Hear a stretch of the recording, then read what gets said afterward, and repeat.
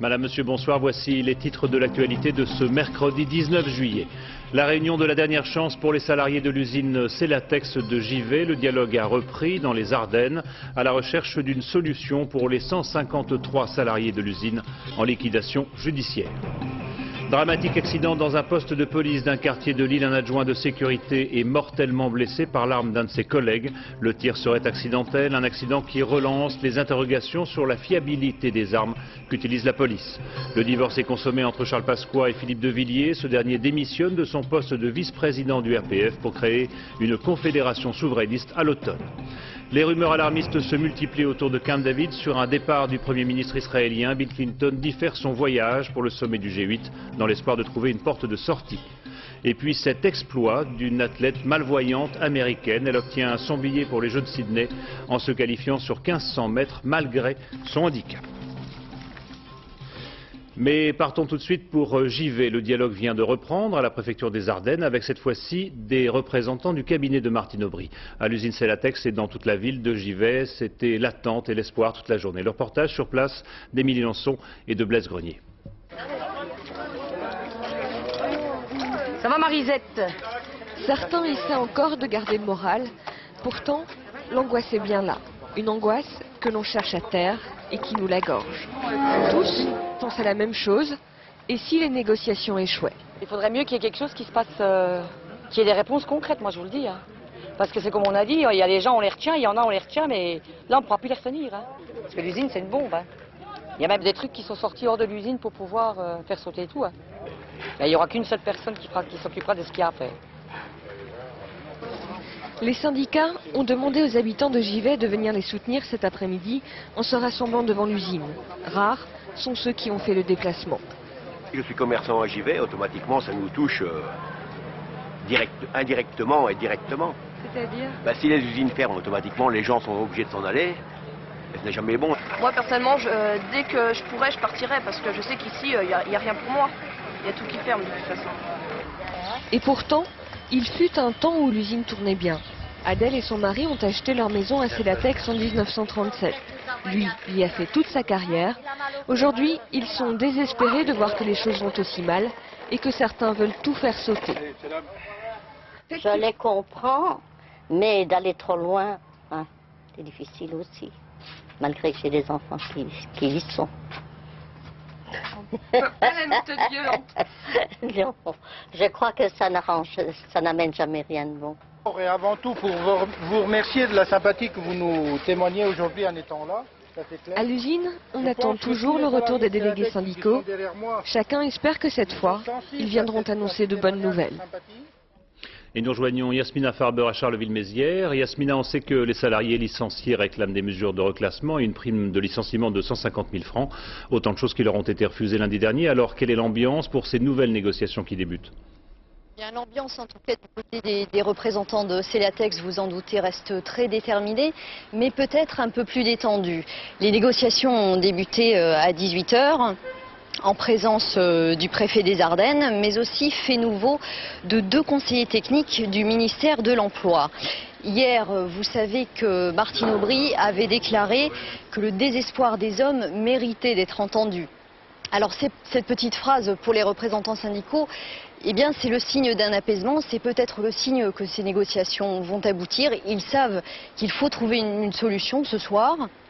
Ils savent aussi que les conseillers techniques du ministère de l'Emploi ont travaillé toute la nuit sur les revendications des représentants de Celatex. Alors comment on va gérer cette crise, ça on ne le sait pas encore. Il faut évidemment d'un côté gérer le conflit social, mais d'un autre côté ne pas lâcher trop de lest dans ce conflit social qui est totalement hors norme. Merci Yasmina, et on suivra bien sûr ces négociations dans les autres éditions de la journée. L'affaire de Givet et le rejet dans un affluent de la Meuse de 5000 litres d'acide sulfurique ont donné des idées aux salariés de la brasserie d'Adelshofen près de Strasbourg. Le groupe Heineken a décidé de fermer l'usine avant la fin de l'année pour des questions de restructuration. Du coup, les salariés ont séquestré pendant un temps le directeur du personnel et menacent maintenant de faire exploser des bonbonnes de gaz qui se trouvent dans l'usine s'ils n'obtiennent pas une réunion du comité d'entreprise sur les justifications répercussions économiques de cette fermeture. L'adjoint de sécurité blessé hier soir à Lille par un de ses collègues est mort aujourd'hui des suites de ses blessures. C'était un jeune homme de 27 ans, un emploi jeune de la police. Il a reçu dans la nuque une balle partie du revolver d'un gardien de la paix avec qui il allait partir en patrouille. Le tir serait accidentel. Sur place, Marianne Masse et Fabrice Dujardin. L'enquête a été confiée à des services locaux d'inspection de la police. C'est dire si c'est bien la thèse de l'accident qui a été retenue. 19h15 hier soir au bureau de police de Lille Sud. Au moment de partir en patrouille, un policier rengaine son arme. C'est alors que le coup part et blesse 2 personnes. Il faut savoir que ça s'est passé dans une pièce qui est relativement exiguë. Donc il est fort possible qu'effectivement, en faisant un geste, le gardien de la paix qui a tiré se soit heurté à un meuble et que le coup soit parti. Une des hypothèses, c'est qu'effectivement la balle aurait transpassé une partie de la tête de l'adjoint de sécurité et serait allée ensuite toucher la main de l'autre fonctionnaire de police. La victime, un jeune adjoint de sécurité, a reçu la balle dans la nuque alors qu'il était assis devant son collègue. Il a été conduit dans un état critique aux urgences. Le second policier touché à la main a été hospitalisé. L'auteur du coup de feu, quant à lui, est un fonctionnaire sans histoire qui avait choisi d'exercer à Lille Sud, un quartier sensible, site pilote pour la police de proximité. Ici, on ne comprend toujours pas comment un tel drame a pu se produire. Le jeune homme a succombé à ses blessures en fin d'après-midi. Il était déjà en état de mort cérébrale en unité de soins intensifs des urgences. Il était âgé de 27 ans. Il était emploi jeune dans la police depuis 2 ans et demi. Un dramatique accident du travail.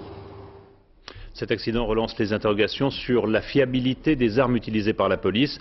Depuis des années, il s'agit d'un revolver, un manurin, dont la détente, trop sensible, est souvent invoquée comme étant à l'origine de nombreux accidents ou bavures. Jean-Pierre Chevènement a même demandé une étude à ce sujet. Les explications de Patrick Fandiot, Guillaume Fautra et Cédric Picot. Ça, c'est la position de tir idéale d'un policier en patrouille qui se sert de son revolver manurin. Cette arme, qui équipe plus de 90% des fonctionnaires de police sur la voie publique, est depuis quelques mois la cible de plusieurs critiques. Cette arme peut se montrer dangereuse parce que cette arme n'a pas de sécurité. À partir du moment où le barillet est fermé et qu'il est approvisionné, qu'il y a les cartouches, il ne reste plus qu'à appuyer sur la détente pour que le coup parte. Habib à Toulouse en décembre 98, Riyad à Lille en avril 2000, 2 bavures, 2 jeunes gens tués par un manurin, un revolver soupçonné par certains syndicats policiers de favoriser les tirs accidentels. Le ministère de l'Intérieur a dû commander une étude pour savoir s'il valait mieux équiper les gardiens de la paix de pistolets automatiques. Avant de viser, le policier doit d'abord armer le pistolet en tirant la culasse. Le bruit de la culasse peut faire changer la situation. La personne en face peut se réveiller, peut avoir un sursaut en se disant « j'arrête ». Parce qu'il va y avoir des problèmes. Le policier lui-même, en faisant ce bruit de culasse, peut également se dire à partir de maintenant, ça devient dangereux, il va se passer quelque chose. Le pistolet serait-il donc plus sûr, plus fiable que le revolver? Chez le fabricant des manurins, on en doute, évidemment. Ici, on affirme que la balle ne part jamais toute seule et qu'il faut en général une forte pression sur la détente.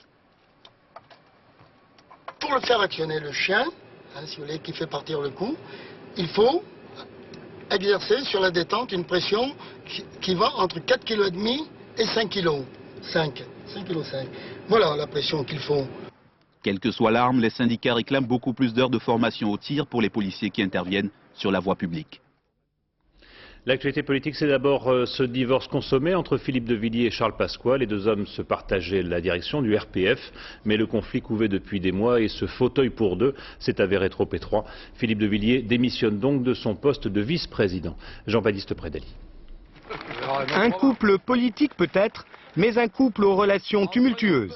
Philippe de Villiers et Charles Pasqua ont uni leurs forces dans l'euphorie d'un bon score aux élections européennes. Créé en novembre 1999, le Rassemblement pour la France se veut de droite, traditionnaliste, souverainiste, mais aussi refuge de certains déçus du Front National. Très vite pourtant, entre les partisans de Charles Pasqua et ceux de Philippe de Villiers, l'affrontement est direct. Lutte pour le contrôle de l'appareil, déchirement sur le financement, la crise est ouverte, les protagonistes minimisent. Si Charles Pasqua s'en va, je continuerai seul. Mais le RPF, c'est lui et moi. Bon, celui qui s'en va aura tort. Charles Pasqua, de son côté, n'a pas ménagé son vice-président et allié. Il joue en solo, rencontre par exemple Jacques Chirac et n'exprime qu'un seul regret. Je ne regrette pas d'avoir créé un parti politique, je regrette de l'avoir créé avec De Villiers. Le RPF promettait de changer la droite, toute la droite. Il n'aura vécu que 9 mois. Ce soir, en démissionnant, Philippe de Villiers annonce qu'il veut créer une confédération souverainiste à l'automne. Politiquement, en tout cas, Pasqua et Villiers ne vieilliront pas ensemble. Après les déclarations hier de Jean-Pierre Chevènement appelant Lionel Jospin à clarifier les choses sur la Corse et disant son opposition à une quelconque dévolution de pouvoir législatif à l'Assemblée de Lille, le Premier ministre prépare la réunion prévue demain à Matignon avec les élus de Lille. Il a réuni ce soir tous les ministres concernés avec une attention toute particulière à Jean-Pierre Chevènement qu'il a reçu en tête-à-tête. Alors Jeff Wittenberg, vous êtes sur place. A-t-on une idée de l'ampleur de la clarification de Lionel Jospin? Oui, tout d'abord Benoît, je vous annonce que la réunion vient tout juste de se terminer. Il y a environ 10 minutes. Elle avait débuté à 17 h, une longue réunion, donc précédée d'un très long tête-à-tête aussi, vous venez de le rappeler, entre Jean-Pierre Chevènement et Lionel Jospin, un tête-à-tête qui prouve que cette affaire est quand même prise très au sérieux. Je vous rappelle que Jean-Pierre Chevènement avait mis clairement sa démission dans la balance. Hier, le ministre de l'Intérieur disait Lionel Jospin sait jusqu'où je ne peux pas aller, et jusqu'où, vous le disiez, c'est précisément cette question des pouvoirs législatifs qui pourraient être transférés à la Corse et qui constituerait, selon le ministre de l'Intérieur, une brèche inacceptable. Et en fait, il n'est pas le seul sur cette ligne dans le gouvernement. En effet, le ministre de l'Intérieur, Jean Glavany, que nous allons maintenant découvrir à l'image, donc M. Glavany a dit par exemple ce matin, attention à ne pas porter atteinte à l'un des fondements de la République. Le ministre communiste des Transports, Jean-Claude Guesso, est lui aussi sur cette position. Même si le gouvernement est partagé, Jack Lang par exemple, lui serait favorable à des concessions. Cet après-midi, on notait aussi la présence d'Hubert Védrine, le ministre des Affaires étrangères. Au total, ils étaient donc 12 avec un objectif simple, présenter une seule ligne demain lors de cette fameuse réunion avec les élus corses, une réunion qui est censée entériner les discussions qui durent ici depuis maintenant le 15 avril. Le 15 avril, chaque semaine, chaque lundi, on se réunit avec les élus pour trouver donc une solution. Les nationalistes, eux aussi, les élus nationalistes ont déjà lancé eux aussi une sorte de mise en garde. Ils ont dit attention à ne pas revenir sur les avancées de ces dernières semaines. Bref, Lionel Jospin est soumis à une double pression. Il a maintenant 24 heures, une journée pour trancher. C'est difficile, d'où la longueur exceptionnelle de cette réunion qui a duré plus de 3 heures ce soir à Matignon. Merci Jeff pour toutes ces précisions. L'UNEDIC, rien de nouveau sous le soleil. Le Conseil supérieur de l'emploi n'a pu qu'enregistrer le statu quo des partenaires sociaux entre les partisans du plan d'aide au retour à l'emploi proposé par le MEDEF et ses adversaires. On attend maintenant la position de Martine Aubry, Juliette Beau et Marine Masson. Ils n'étaient pas invités, ils ont quand même voulu se faire entendre. Les associations de lutte contre le chômage tenaient à marquer leur opposition au projet de réforme de l'UNEDIC. Une manifestation bruyante à 2 pas d'une réunion feutrée. Pour les partenaires sociaux, il s'agissait d'officialiser devant un représentant des pouvoirs publics leur position sur l'UNEDIC. Bilan, aucune surprise, personne ne change d'avis. Nous n'imaginons pas que sur un accord aussi responsable, aussi novateur et totalement adapté à l'évolution de l'environnement, on puisse ne pas l'agréer et que les pouvoirs publics se refusent à s'engager dans la voie de la modernisation. Nous avons donc demandé, exigé une nouvelle négociation, mais une totale négociation, effectivement, pour renégocier une nouvelle convention qui correspond aux besoins des chômeurs. Renégocier, car la réforme rédigée le 14 juin dernier a été signée par le patronat et seulement 2 syndicats sur 5. Parmi les reproches les plus fréquents, le rôle de l'UNEDIC mal défini face à la NPE et surtout l'utilisation de ses excédents, 75 milliards de francs d'ici 2003. Mais le plus gros point de blocage, le plan d'aide au retour à l'emploi. Un plan qui favoriserait les chômeurs les plus adaptés au marché du travail. Un plan qui sanctionnerait les refus de propositions d'embauche. Enfin, un plan qui ne serait pas financé. Ces arguments, Martine Aubry les a entendus. Désormais, c'est à elle de fixer les prochaines échéances. Compte tenu des polémiques existantes, elle pourrait bien profiter de l'été pour susciter de nouvelles discussions. À l'étranger, le suspense se poursuit autour de Camp David. Les rumeurs les plus alarmistes ont couru toute la journée sur le départ des Barak de la table des négociations.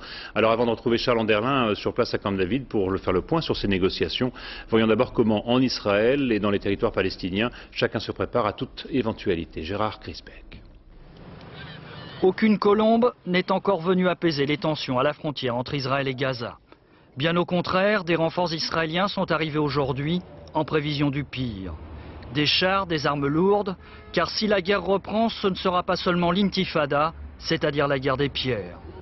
De l'autre côté aussi, on se prépare au pire, avec les moyens du bord. Des milliers de partisans de Yasser Arafat qui appellent le leader palestinien à ne pas céder dans la négociation.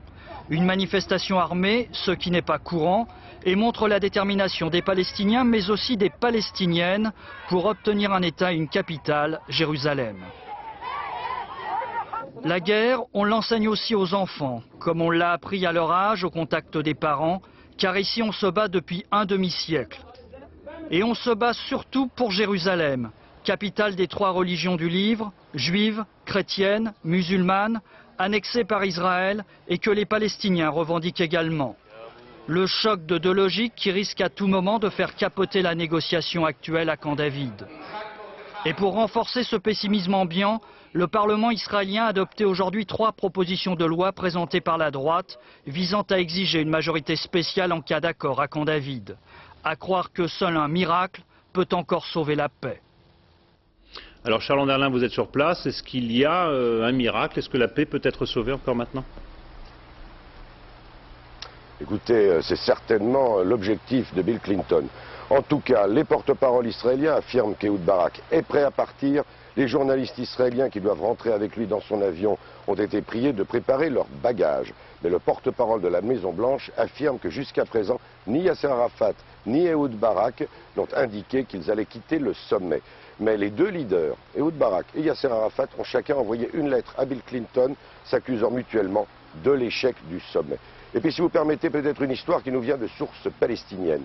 Hier, Ehud Barak est allé voir Bill Clinton dans sa cabine pour lui dire « Si je fais plus de concessions, je perdrai le pouvoir, je serai chef de l'opposition, c'est ainsi que vous me retrouverez à Washington ». Bill Clinton est allé voir Arafat et lui a dit « Attention, Ehud Barak risque de perdre le pouvoir ». Yasser Arafat lui aurait répondu « Eh bien moi, on risque de m'assassiner comme Yitzhak Rabin et vous devrez discuter non pas avec le chef de l'opposition, mais avec le Cheikh Yassine, le chef du Hamas ». On en est là, l'atmosphère n'est pas à l'optimisme. Merci Charles. Jacques Chirac est au Japon. Il y est en tant que président en exercice de l'Union européenne pour un sommet Europe-Japon qui précède le sommet du G8. L'occasion pour lui de rappeler l'importance des liens avec le Japon, mais aussi d'assister à l'un de ses sports favoris, le sumo. Véronique Saint-Olive et Jean-Paul Chaussé. Un tournoi de sumo et 2 heures de bonheur pour Jacques Chirac. Après un très bref sommet Euro-Japon et avant la réunion du G8, le président de la République s'est ressourcé auprès des sumotori, dont il est un supporter inconditionnel. Le sumo, c'est un peu comme en politique, d'abord une affaire de mental. Les préliminaires sont là pour impressionner l'adversaire. On jette le sel, on purifie le terrain, on appelle les dieux à la rescousse. Jacques Chirac n'en perd pas une miette. J'aime le sport en général, et parmi les sports que j'apprécie, il y a effectivement le sumo. Et puis voilà Akebono, 2 mètres, 230 kilos, l'idole des Japonais et du chef de l'État. 4 minutes de concentration intense, choc frontal. L'adversaire déstabilisé est vaincu. La passion de Jacques Chirac pour le sumo est toujours aussi vive, mais le président de la République n'a pas voulu dire ce qui le fascine le plus, des 83 façons d'exclure l'adversaire ou encore de la manière de chasser les mauvais esprits.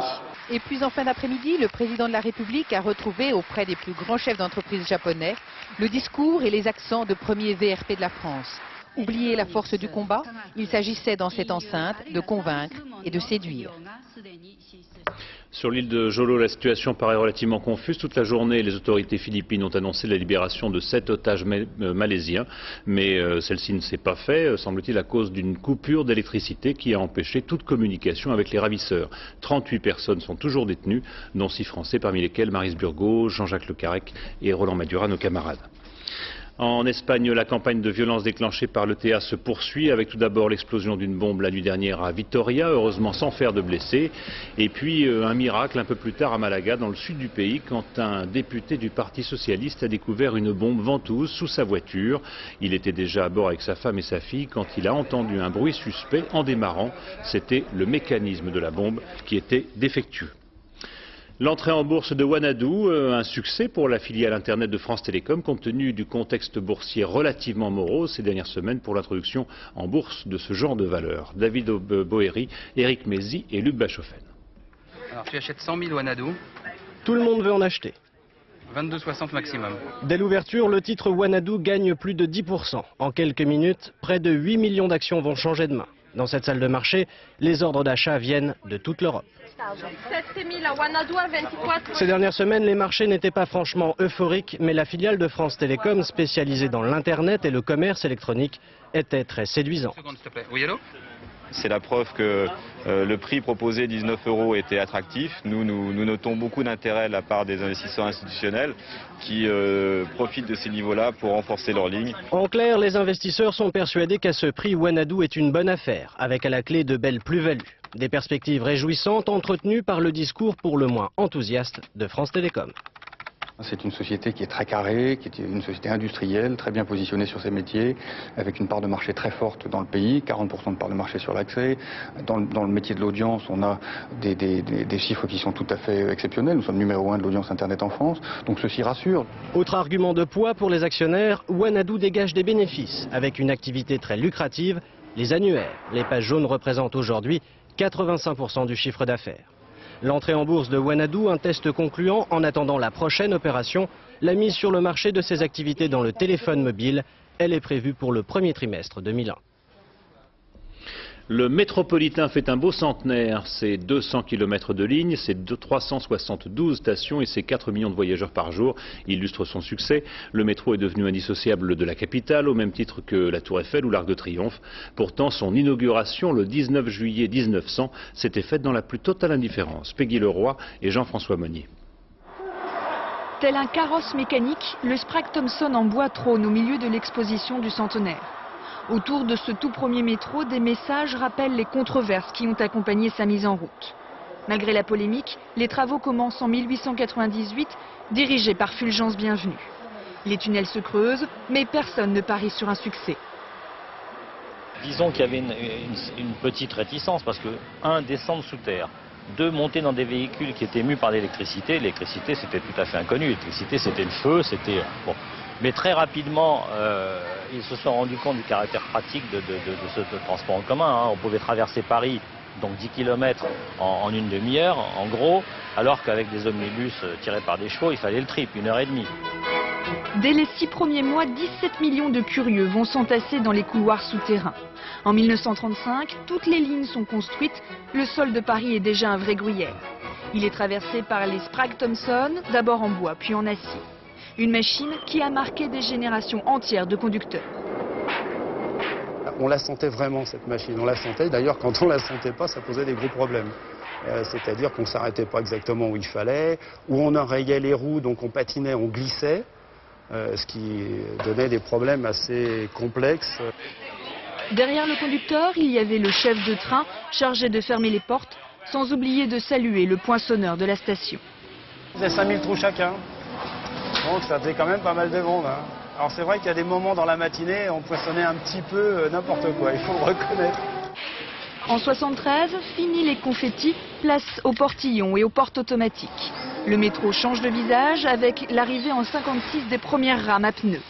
Aujourd'hui, sur la ligne 14, la dernière génération de machines n'a même plus de conducteurs. Les petites mains disparaissent, mais pas les usagers. Chaque jour, le métro transporte plus de 4 millions de voyageurs.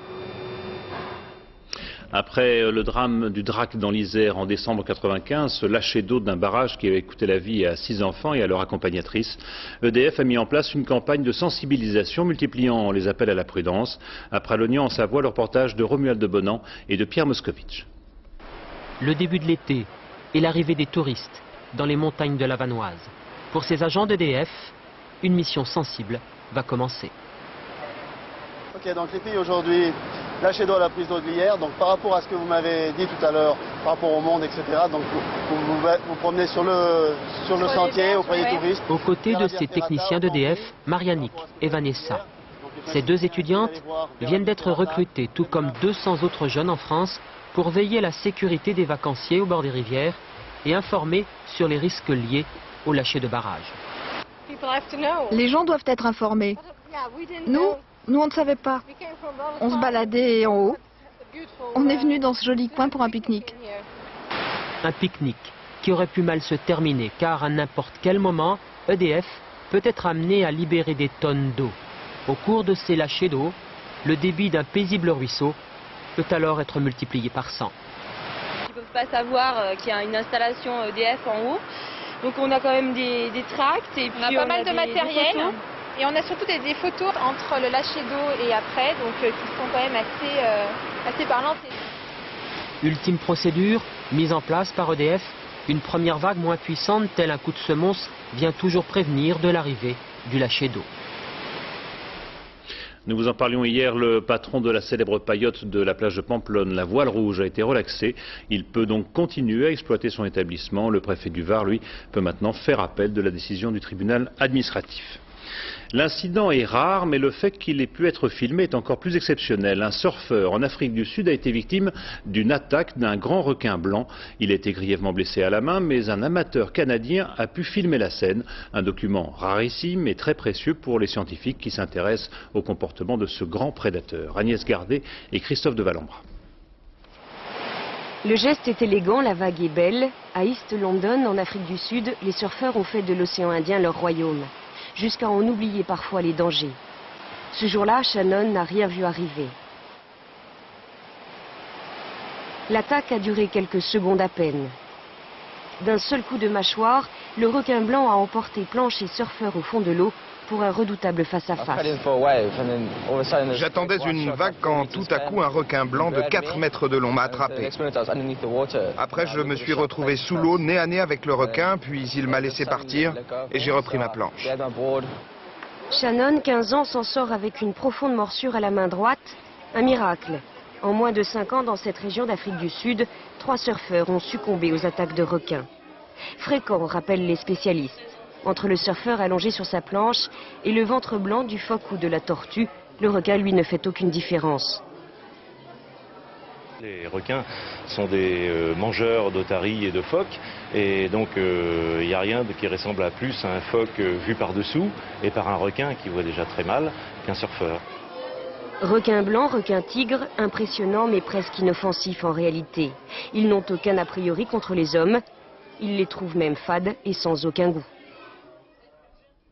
À chacun son monument. Après le métro de Paris, la Reine-Mère de Londres, c'est une institution, et pour les premières festivités qui marquent son 100e anniversaire, le 4 août, les Anglais ont fait les choses en grand. Il faut dire que l'Angleterre voue une reconnaissance éternelle à la Queen Mum pour son comportement sous les bombardements à Londres pendant la guerre. Reportage de Bernard Lebrun avec à Londres Joël J et Arnaud Miguet. Ce n'est pas une surprise, c'est avec Charles à ses côtés, son petit-fils préféré, que Queen Mum, la reine maman, a descendu en carrosse le mall du palais de Buckingham pour recevoir le salut de milliers de ses sujets. Une parade anniversaire voulue par son plus fervent supporter, l'armée britannique. Marraine de dizaines de régiments, les Scottish Guards lui devaient bien cet hommage centenaire. Mais son métier de reine puis de reine-mère, Elisabeth Windsor l'a tout entier consacré aux œuvres de bienfaisance. Ses 320 associations, sans oublier les protecteurs de ses animaux favoris, les chiens corgis, l'ont salué. Aussi emblématique que l'Union Jack, la reine-mère demeure l'étendard du patriotisme britannique. Elle représente la tradition, elle nous rend fiers de notre pays. Elle a fait beaucoup pour la Grande-Bretagne. Elle a 100 ans, vous devez la respecter, ça, c'est une bonne raison. Je suis né pendant la guerre et nous lui devons beaucoup. À l'heure où le Blitz frappe sa capitale, la reine refuse l'évacuation de la famille royale vers le Canada. Avec son mari George VI, Elisabeth partage les larmes et le sang des habitants des quartiers populaires. Sa présence est le symbole de la résistance de tout un pays. Et les bombes n'épargnent pas le palais de Buckingham, dont les avions allemands ont fait leur cible favorite. Le jour de la victoire, Winston Churchill partagera sa gloire aux côtés d'un couple royal qu'il sait dominé par la reine Courage. 50 ans après, seule la reine-mère demeure aux yeux des Anglais et incarne ce glorieux héritage. Alors, tant qu'elle sera en vie, Elisabeth Windsor, née un 4 août avec le siècle, aura le lourd privilège de porter sur ses épaules l'histoire d'un empire à jamais disparu.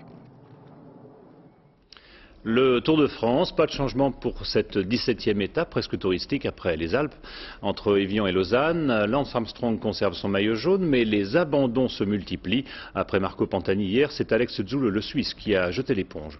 Christelle Bertrand et Bruno Liberto. En Suisse, personne ne se fait jamais prier pour attendre les coureurs. Avec leurs élèves, même les religieuses ont fait une petite entorse au règlement. On a organisé le programme de l'école pour qu'elle puisse justement venir ici. Et vous, ça vous plaît? Oui, c'est la première fois que j'assiste à ça. Marco Vélo, beaucoup moins. Après l'abandon de Marco Pantani, ses équipiers de la Mercatone veulent montrer leur maillot, mais sur une étape de plat après la montagne, tout le monde est dans ce cas-là.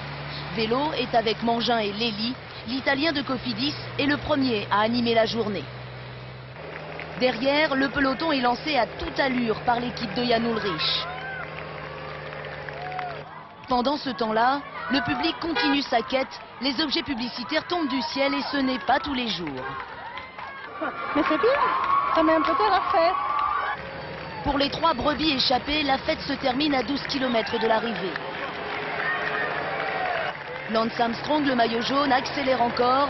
Le peloton est nerveux, les attaques se succèdent, jusqu'à ce que Decker et Hart partent seuls en pèlerinage jusqu'à l'arrivée. L'élu du jour, c'est Eric Decker. Le Néerlandais remporte sa 3e étape du Tour de France. Le comble de ce coureur, c'est qu'il n'est pas sprinter. Comme quoi, sur le Tour, l'habit ne fait jamais le moine. Un petit séisme dans le monde du rugby et dans la ville de Toulon. La Fédération française de rugby a confirmé la rétrogradation du club de Toulon la saison prochaine. Une décision qui est justifiée par les difficultés financières du club. Jeudi dernier, le conseil municipal de la ville, dirigé par Jean-Marie Le Chevalier, avait refusé une nouvelle fois la subvention d'1,5 million de francs que le club réclamait pour sa survie et son maintien en première division. Pas de retraite pour Bernard Lama. Le gardien de but parisien aurait trouvé un accord avec le Stade Rennais pour rejoindre ce club breton la saison prochaine. Et puis cette histoire incroyable qui nous vient des États-Unis, une athlète malvoyante a réussi à se qualifier pour les Jeux de Sydney sur 1500 mètres. C'est la première fois qu'une sportive handicapée peut ainsi prendre part à une épreuve des Jeux Olympiques. Explication de Nicolas Lemarinier. Dans quelques semaines, Marla Runyan courra l'épreuve des 1500 mètres au JO de Sydney. Une première puisqu'à 31 ans, cette américaine est la seule malvoyante à avoir jamais participé aux Jeux Olympiques. Depuis l'âge de 9 ans, une dégénérescence de la rétine altère sa vue. Quand elle court sur la piste, voici ce qu'elle distingue. Je peux apercevoir la ligne d'arrivée dans les 10 derniers mètres, parfois moins que ça. Je vois la ligne sur laquelle je passe. Vous voyez clairement la ligne d'arrivée? Je la vois quand je passe au-dessus. 6 fois médaillée aux Jeux paralympiques en 92 et 96, l'athlète avait déjà remporté le 1500 mètres aux Jeux panaméricains en juillet 99. La méthode, faire en sorte d'oublier son handicap pendant les courses et les entraînements. J'essaye de ne pas faire de différence, j'oublie même des fois. Mon problème est juste un hasard, déclare Marla Runyan, qui veut être considérée comme les autres athlètes, et comme eux, elle rêve simplement de décrocher une autre médaille. Généralement, les sports en vol libre, le parapente ou le deltaplane s'effectuent à la montagne. Mais dans le bassin d'Arcachon, du haut de la dune du Pilat, les vacanciers peuvent maintenant s'offrir des baptêmes de l'air en toute sécurité et découvrir l'océan tel qu'ils ne l'ont encore jamais vu. Reportage d'Éric Perrin et de Philippe Dumail.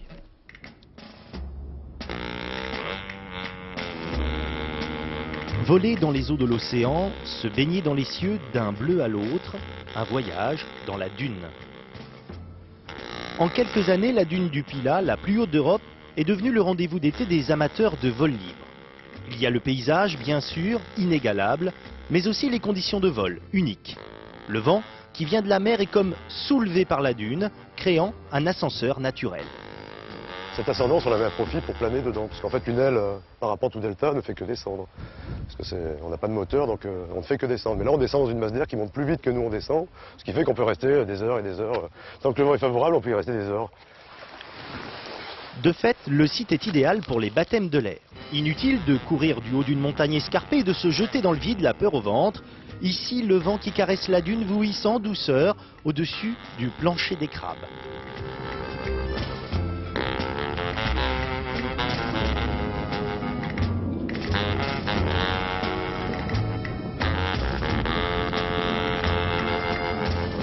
c'est vraiment super. On a rarement une vue comme ça, même en haut de la colline. Je sais pas, une sensation de liberté, je sais pas comment dire. On est bien là-haut. On est bien et l'avantage, madame, c'est que le soir ça fait aussi robe de cocktail. Mais qu'on ne s'y trompe pas, le vol à voile en solo nécessite apprentissage et entraînement. La preuve, l'histoire est souvent la même, du vent, du sable et une pelle. Là pour l'instant on stresse parce qu'on n'est pas à l'aise. Mais après, une fois qu'on a leur niveau, ces gens-là, ils ont les automatismes, ils font plus attention au pilotage, ils apprécient le vol.